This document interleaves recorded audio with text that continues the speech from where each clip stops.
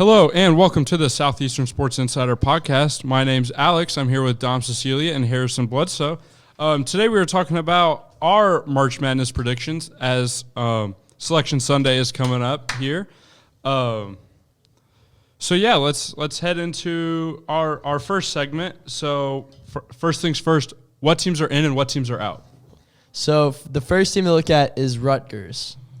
They're currently sitting at 18-12. They have a lot of really good wins on the year. Really good wins. A couple losses though were really exposed couple bad to their losses. weaknesses. A team like Rutgers, they're a shooting team. Yeah. You watch their play. Everything they do about their play is to get open and to shoot well. And you will always have those nights where you don't shoot well, and that's the nights that they lose. Yeah. I think they're a good team though. They did spin in late February where they beat like 4 ranked teams in a row and then went on to play a ranked Purdue team. And they're a great team. Yeah. They're a great team, but they're an inconsistent team. Yes. Is the problem. And if you look at, I think what happened earlier on in the year, though, I don't think you should even pay attention to that. This is a completely different team since then. They've bonded as a team. They've gotten better as a team. They've overall just transformed into a different team. But I think anything before the first time they played Purdue is kind of just... The first time they played Purdue showed how good this team could be. Yeah. Because that game was exciting all around, but they should not... The fact that they won that game is absurd, but the fact that they were even close is even more crazy. Because we should have blown them out by 20. Yeah. And we didn't because they shot well. And when a shooting team shoots really well like they did that night, then they're almost unstoppable. Yeah. This is a team that they have been really good on certain nights. Like you look at beat Iowa, blew out Michigan State, beat Ohio State, beat Wisconsin, beat Illinois, beat Purdue. But then you also see their games like they barely beat Penn State and they had a loss to Northwestern. Had a loss to Maryland too. Yeah. Games like those, just everything we've listed, you just see this is a very inconsistent team. And that's why I just feel like it depends on what they do in the Big Ten tournament to kind of get their momentum towards the NCAA tournament. Because I feel like they are in. I think they will be in March Madness no matter what. Yeah. But it's just what they will do once they get there. That's the biggest question. Right. And I think it comes down to who they play. Yeah. Because if they play a team that they can get into a shootout with and have a chance to get hot, like a really non-defensive team but a good offensive team, then they have a solid chance to make a run if they have a good path. But if they go up against a team that's going to play physical, that's going to bury them down in the paint and is going to really just tire them out on the defensive side of the court, then I think they're a first-round exit. So the thing about Rutgers is a lot of their, pretty much all of their best wins have been at home. And that's something we know about Rutgers. Definitely use their home court advantage to benefit them, yes, which all teams do, but Rutgers really capitalizes on it. But we saw them travel to Indiana, and they got to win there. And I think that is one of the most impressive wins they have on the year. use a hostile environment. Yeah. That's a hard place to play. And that was a game that they know, both teams knew, whoever wins is in the tournament. Yeah. And Rutgers came out, did what they had to do, and I think that shows that this is a very good team. I think after that Indiana win, they could be as bad as a 12 seed, but I think they'll be more around a 10 seed. Yeah. And I think you could easily see them beating a 7-seeded team in the tournament. Yeah, but if they end up down the path against a team like Duke, which I don't know where they'll be at in the bracket, but if they end up crossing paths with a team like Duke or a team like Gonzaga where they play with a little bit extra physicality on the end, that's definitely the aspect that can cause this team to crumble, is that physical contact, we're going to attack you, not just shoot over you. Mm-hmm. There also with a team like Rutgers, there is that scenario where it's not anything in particular, but they just come out and it's just not their night. Yeah. I mean, we could easily see them drop a game that even we think they're favored in, but they lose that game because they just have had their nights where they are not good at all. Yeah. But I think Rutgers is for sure in March Madness. Perfect. So next we have IU. Playing game if they're lucky. I think with a win against Michigan. With a run in the conference tournament. I think all they need is a win against Michigan, and they would be in, at least in the first 4. I mean, obviously 18-12 is not good, And their Big Ten record is even worse than that, 9-11. Yeah. But this is a team that has been very good at times. At times. Yeah. When very unexpected players have a good showing. Yeah. They have a lot of solid players on their team. They have solid players. Obviously, TJD is one of the best players in college basketball. And here's the thing about IU is it IU men's basketball or is it Trace Jackson Davis basketball? Yeah. Because you watch their team, if Trace Jackson Davis comes out cold, they're like, oh, no, we need to find a solution now. They don't have a guy that they can go to, or they don't have a concept that they can go to where if he's cold for a little bit, they still produce. Mm-hmm. If they come out of tip and Trace Jackson Davis misses his first 2-3 shots, they're in trouble. Yeah. I feel like we kind of saw that in the Rutgers game, Yeah. as well as the Purdue game, even though they did hold their own, especially at Purdue, only losing by 2 points. That's not a game that you can hold down on them. Yeah. But we did see that was a game where TJD was certainly off. Mm-hmm. He had definitely less than 10 points in that game. He had 8 points that game. Yeah. And then when you watch that game, you get to you had what's his name? Xavier Johnson. He had a good game. He had a good game, but you could see how that was kind of throwing him off a little bit. Because when you start having a good game, you're like holy crap, like I'm having a good game. And once you started getting towards the end of the game, you see him getting tired, and you can see him being like, there's a lot of pressure. Because that's how IU basketball works. They always have that one guy where they're like, this is our guy, and he's going to win games for us. But when he doesn't win games for you, other guys don't know how to win games because they've never had to do it before. So I think this IU team I think they're a pretty consistent team. I just think they consistently take every game down to the wire. Yes. Even if it's games that, even if it's against a really good team, they're up big, and then they let the team come back, and more than not this season, they have lost those games. And when you even if they do make it into March Madness, when you're a team that does that, you're not going to get far. Because when you have day after day after day, game after game, where you're playing down to the wire, it gets to you. And it really starts to take a mental toll, and teams like that won't make it far.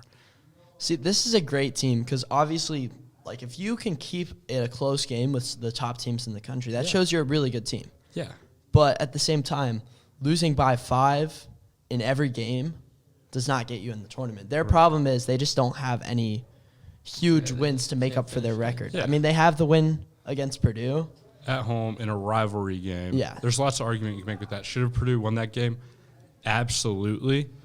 But yeah, I mean that was a rivalry game. Yeah. There's lots of reasons, lots of emotions that go into that game. And it's very good to see it finally be close again. They are a competitor. They're a good basketball team, but they play to their competition.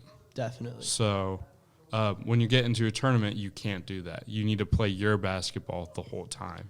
See, I think Rutgers is an example of what IU could have been this year. I think they're two similar teams. The difference is Rutgers finishes games. Rutgers plays like a team. Yeah. Rutgers gets lucky. They hit game winners. That's the difference between them. But they put themselves in a position to hit game winners. IU can't hit game winners. I mean, IU hit a game winner against Purdue, too. So. Yeah. So, on to TCU. TCU The Horned Frogs. Well, they're actually pretty good this year. Are they? Yeah. I don't know anything about these guys. They played Kansas in back-to-back weeks. At home, they beat Kansas by 10, and then they played at Kansas and lost by 4. And you're thinking this team is definitely going to be in the tournament. And then they travel to West Virginia and lose by 6 points. And if I'm being honest, I think that knocks them out of the tournament. I mean, they have some great wins, but just overall they haven't been great. I think they were a bubble team. They still are. But I think they were in, and I think that West Virginia loss knocked them out. Mm-hmm. And I think they definitely now have to do something in the Big 12 tournament. I think at 19 wins, though, you still have to consider them. They're still on that list. 19 wins with a win against Kansas. You're definitely on the list. But I think they definitely need to get a win or two in the Big 12 tournament to show that they can be good teams. Yeah. And with the Big 12 this year, I just don't know if they can. Yeah. So as of now, I'm going to say TCU is probably not going to make March Madness. I would see them in a playing game. I think they're going to be in. I think they're in the first 4. I mean, they have a good win against Texas Tech, too. Yeah, that is a good win. All right, Michigan, great team at times, and under very preferable circumstances. I think the best example of this is when they beat Purdue. Beat Purdue by 25 to 30 points. It was ridiculous. Worst night of my life. Yeah, But you look at the conditions, though. They played them 4 days before that at Mackey. Then you have Purdue traveling to Illinois to play Illinois at Illinois, a very big game implication-wise for Big Ten. And Purdue pulled through. They got a good win. They had a fantastic game, and then they head out to Michigan, a hostile environment at Michigan, not without even time to stop at home. And they head out there, and you just could see it. They were cold. They couldn't hit any shots. Yeah. And in addition to that, Michigan was lights out. On fire. Yeah. It was ridiculous. So Michigan has definitely had their games where they have looked like a really good team, like a top 25 There's team. a reason preseason they were number 4. Yeah.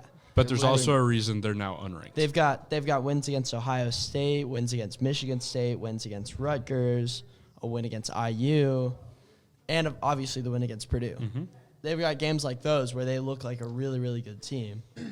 And then they have their losses by 20 points, which they have their fair share of. I could see whoever wins the game, Michigan, IU, makes the tournament. Yeah, I think that is a play-in game. Now, do note, though, that record is not right. They're 17-13. Today. But I still think that What's their conference? They're a losing conference record, right? They are like 7-9. They are 11-9. 11-9. Okay. I think they also had a really hard out of conference schedule. Yeah. I think if Michigan beats IU, they're in for sure. I think even if they lose, they still have a shot to get in. But I think for IU, if IU beats Michigan, they're in. But if they lose, they're out. But I think Michigan could get in either way. All right, so Memphis, our final bubble team, youngest team in college basketball, very intriguing team. Yeah. 19-9, but how much of those are actually like good wins? So they're 19-9, but they have 2 wins against Houston, which those are great. Those are great. They have a win against Alabama. That's a good team. They have a lot of quality wins. Their losses are all against pretty solid programs. Georgia. They lost. Yeah, Georgia's a bad loss, but they lost to Murray State, a loss to Iowa State. Those are 2 tournament teams. Mm-hmm. And then their other losses have just been in conference, which you have those. Yeah. And 2 losses to SMU, who is another tournament team. So hearing that and looking at 19-9 record, I mean, this team should be in the tournament. Yeah. What would stop them from being in the tournament, though?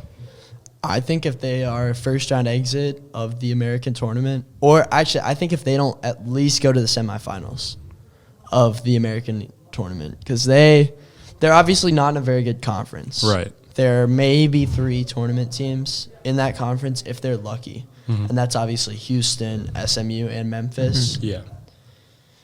So I think they got to do good. This is a team, though, that they could have had a really good resume. They had a game scheduled against Tennessee, but it got canceled. So that is a shame. They could have picked up a good win there, or they could have gotten blown out. Yeah. But this is a team I know that they have had a lot of turnovers this season. Yeah. And that has lost them a lot of their losses. But and when we look at points scored, we're looking at that. It's like a different score each game. Which that could be. It's kind of like what you were talking about. What IU when Trace Jackson isn't playing well, then it's like a different score that has to pick up each game, which that could be interesting. And especially with young teams like this, it's always hard to talk about how they'll do in a tournament like March Madness because it's so different from what you faced all season long. Yeah, I think if they get in, they could do really well. Yeah, I think they will get in. Yeah. I do too, looking at their record. They're very young. They have 2 17-year-olds on their team starting. They have Imani Bates, right? Yeah. They have Imani Bates. He canceled his last year of high school. He was the number 1 player in the country. To come to Memphis. Is he starting? Yeah, I think so. But I don't know how good he's been. I'm paying attention to Rutgers. The American's been so bad this year. So now Final 4. Yeah. Purdue's definitely there. I don't think so. They're there. I'll tell you my Final Four right now. Okay. Tell me. And I know that I'm going to get some disagreement with this. Arizona, can't disagree with that. Duke, I think with Coach K's last year, they step it up and they get there. After that loss to North Carolina, Duke has looked phenomenal in some games. When you look back when they played Gonzaga, they were amazing in that game. Yeah. Now, I don't think Gonzaga is making it that far in the tournament. I think they're the type of team where, once again, they have some physical aspects. They're really good. You watch their big man play. He's really good down in the post, but once it comes to like a physical guy that is gonna dominate you, like Zach Edey.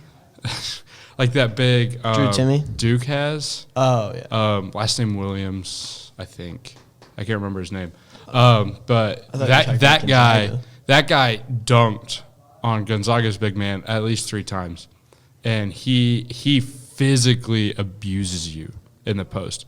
And so if Gonzaga, and you saw the result of that in the Gonzaga-Duke game, where Gonzaga lost pretty handily. And if Gonzaga faces a team like that in the tournament, they're losing. Yeah. Now, I do think that Gonzaga could play really good in the tournament. Yeah. I mean, I think Drew Timme is possibly the best player in college basketball. Mm-hmm.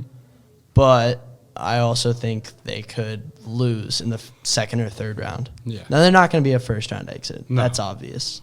But I don't know when they play. I mean, we really don't know. We haven't seen them play a really good team. The only time we've seen them play a tournament team has been St. Mary's and San Francisco, which San Francisco is a lower-level tournament team, and San Francisco stuck with them for the whole game. Yeah. But also St. Mary's, I mean, their last 2 times they've played, which kind of Gonzaga's in question is the last month or so. Yeah. And then the last month or so, the only time they played another not top team, but a high-level team, they split with them, St. Mary's. Yeah. So I think this team could easily lose a game they're not supposed to and get knocked out of the tournament. Yeah. But back onto my Final Four.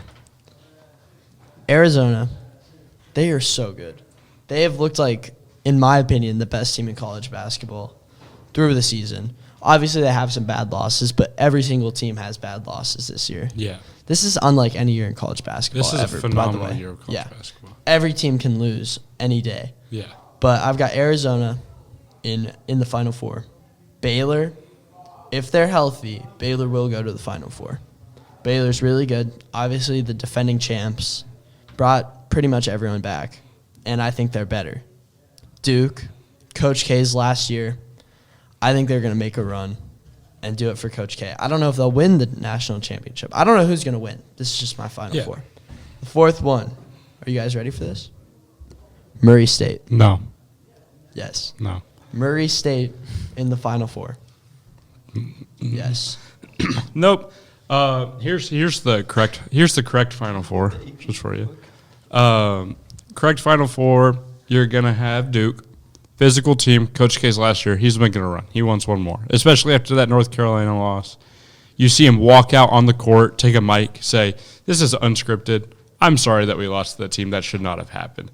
He is not happy, and his team is gonna prove how good they actually are in this tournament. I think that game was I think that game will serve as sort of a wake-up call. Yeah. I mean, we've seen that for many teams. They lose to a bad team, and then after that, they just take off and end up making a run. There's going to be a trail of fire after Duke blazes through these first couple rounds of March Madness. I mean, you know that Coach K he's not going to mad. talk. He is. They are going to beat up on the ACC tournament. Yes. There is not a team in there that I don't think won't lose by 30 points to them. Yeah. I think that team is going to be scary.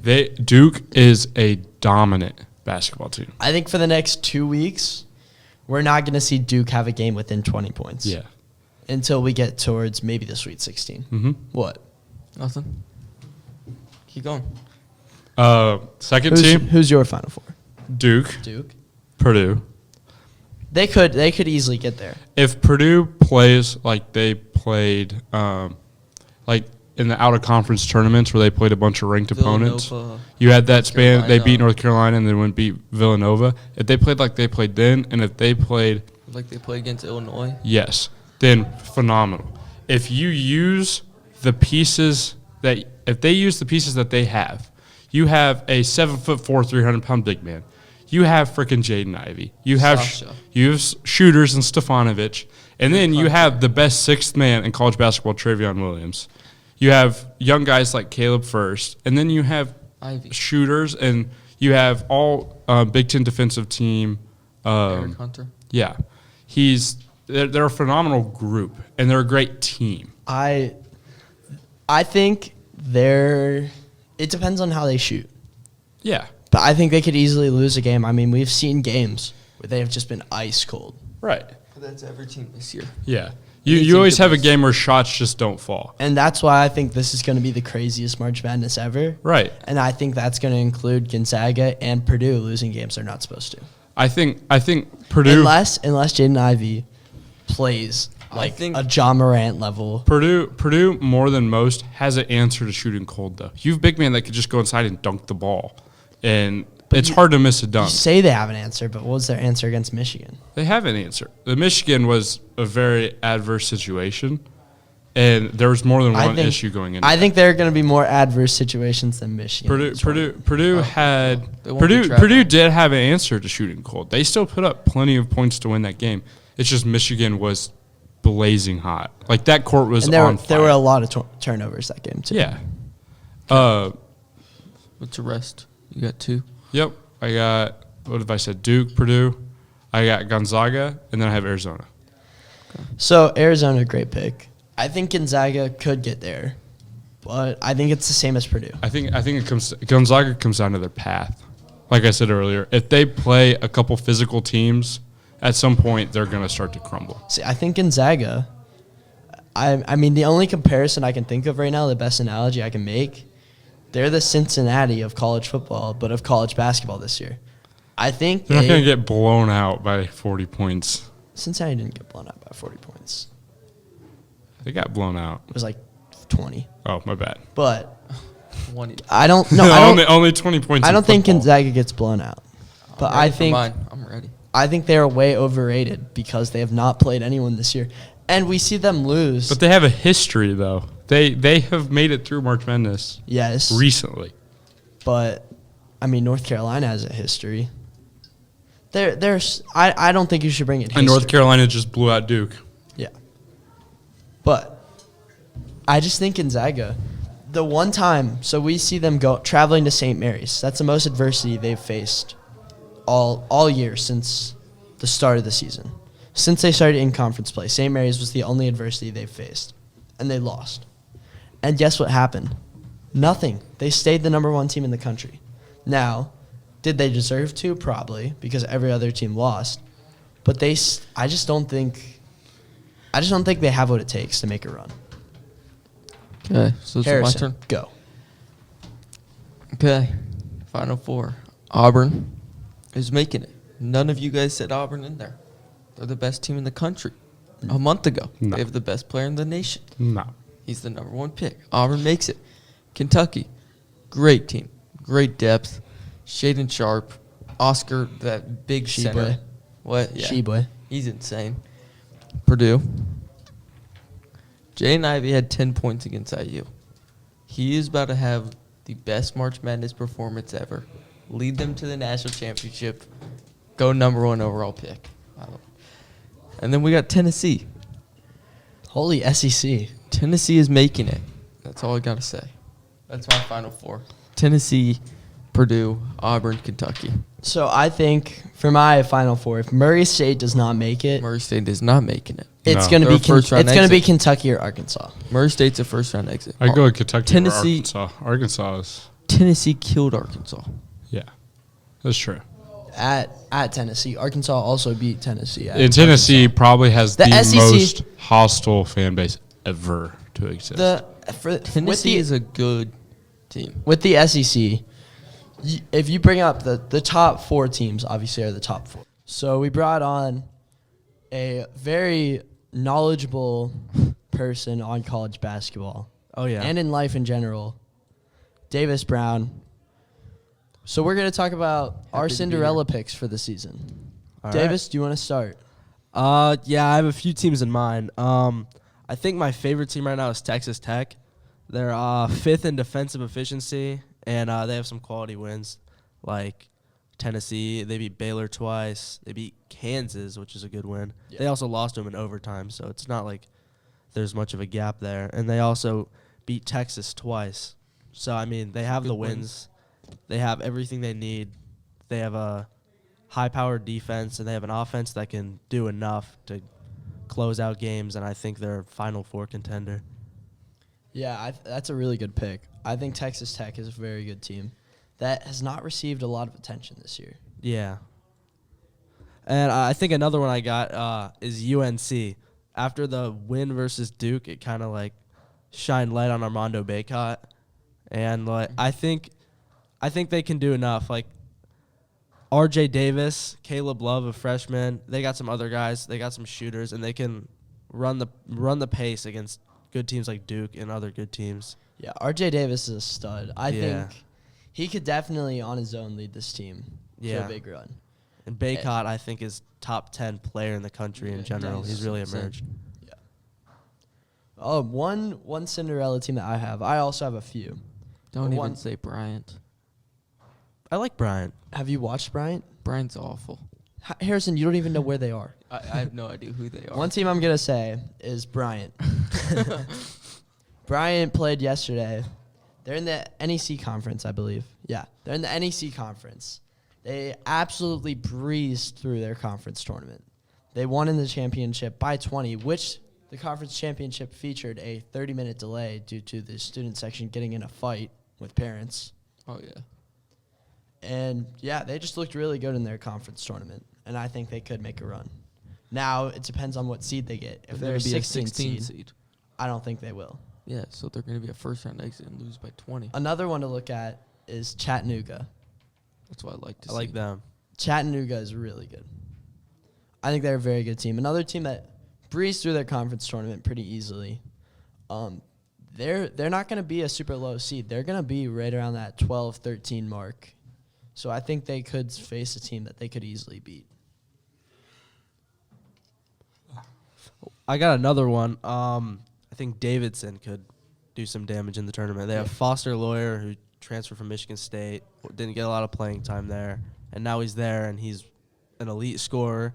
They are 9th in offensive efficiency. They can get really hot from outside, and I think they can make the Sweet 16 if they get a good if they get some easier opponents, not some like other hot teams right now. I think they can do some damage and maybe force a couple upsets. Yeah, I watched Davidson, I believe, against Dayton.